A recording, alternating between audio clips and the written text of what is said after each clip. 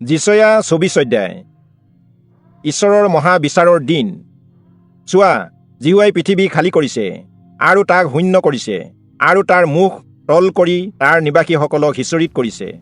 প্ৰজা যেনে পুৰোহিতো তেনে, দাস যেনে মালিকো তেনে, দাসী যেনে মালিকনীও তেনে, কিনাজন যেনে বিক্ৰী কৰা জনো তেনে, ধাৰ দিয়াজন যেনে ধাৰ লোৱা জনো তেনে, সুদ লোৱাজন যেনে সুদ দিয়া জনো তেনে হ'ব। পৃথিৱী সম্পূৰ্ণকৈ শূন্য আৰু লোট কৰা হ'ব, কিয়নো জিহুৱাই এই কথা কৈছে। পৃথিৱীয়ে শোক কৰি লেৰেলা পৰিছে, জগতখন দুৰ্বল হৈ জয় পৰিছে। পৃথিৱীৰ সম্ভ্ৰান্ত লোকসকল দুৰ্বল হৈছে।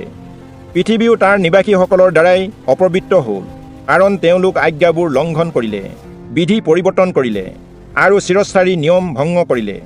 সেইবাবে অভিশাপে পৃথিৱী গ্ৰাস কৰিলে আৰু তাৰ নিবাসীসকলক দুখী পোৱা গ'ল। পৃথিৱীৰ নিবাসীসকল দগ্ধ হ'ল আৰু অলপ সংখ্যক লোক অৱশিষ্ট থাকিল। নতুন দ্ৰাক্ষাৰসে ভোগ কৰিছে, দ্ৰাক্ষালতা জয় পৰি গৈছে। আনন্দিত মনৰ লোকসকলে হুমুনিয়াহ কাঢ়িছে। সঞ্জৰীবোৰৰ আনন্দধ্বনি বন্ধ হ'ল, উল্লাস কৰাসকল উৰ পৰিল। বীণাৰ আনন্দধ্বনি শেষ হ'ল। তেওঁলোক আৰু দ্ৰাক্ষাৰস পান কৰা নাই আৰু গান গোৱা নাই। সুৰাপান কৰা লোকৰ মুখত সুৰা তিতা লাগিল। উচ্ছন্ন পুৰি ভগ্ন হ'ল, প্ৰতিখন ঘৰ খালী আৰু বন্ধ হ'ল। দ্ৰাক্ষাৰসৰ কাৰণে লোকসকলে বাটত কান্দিছে। সকলো আনন্দ মাৰ গ'ল। দেশত আনন্দধ্বনি নাইকিয়া হ'ল। নগৰত কেৱল ধ্বংস বাকী থাকিল আৰু দুৱাৰখন ভাঙি নষ্ট হ'ল। কিয়নো জিত গছ জোকাৰিলে যেনে হয়, দ্ৰাক্ষা ফল গোটাবৰ পাছত চেৰ পৰা গুটি যেনে হয়, প্ৰজাসকলৰ মাজত পৃথিৱীও তেনে হয়।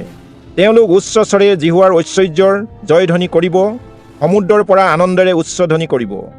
এই হেতুকে পূব দিশত জিহুৱা গৌৰৱান্বিত হৈছে আৰু সমুদ্ৰৰ দ্বীপবোৰত ইজৰাইলৰ ঈশ্বৰ জিহুৱাৰ নাম গৌৰৱান্বিত হৈছে।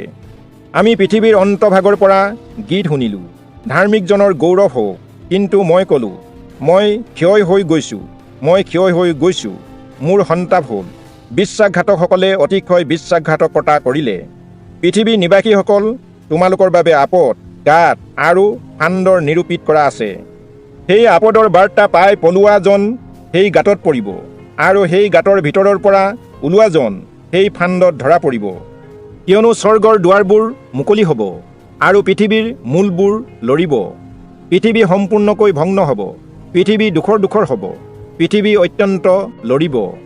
পৃথিৱী মাতাল মানুহৰ দৰে ঢলং পলং কৰিব আৰু জুলনিৰ দৰে জ্বলিব, আৰু তাৰ অপৰাধ তাৰ ওপৰত গধুৰ হোৱাত পতিত হ'ব, পুনৰাই আৰু নুঠিব।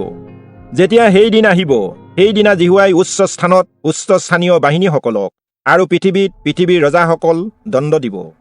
কাৰাগাৰত বন্দীয়াসকলক গোটোৱাৰ দৰে তেওঁলোকক গোটোৱা হ'ব আৰু বন্দীশালত বন্ধ কৰা হ'ব, আৰু অনেক দিনৰ পাছত তেওঁলোকক দণ্ড দিয়া হ'ব।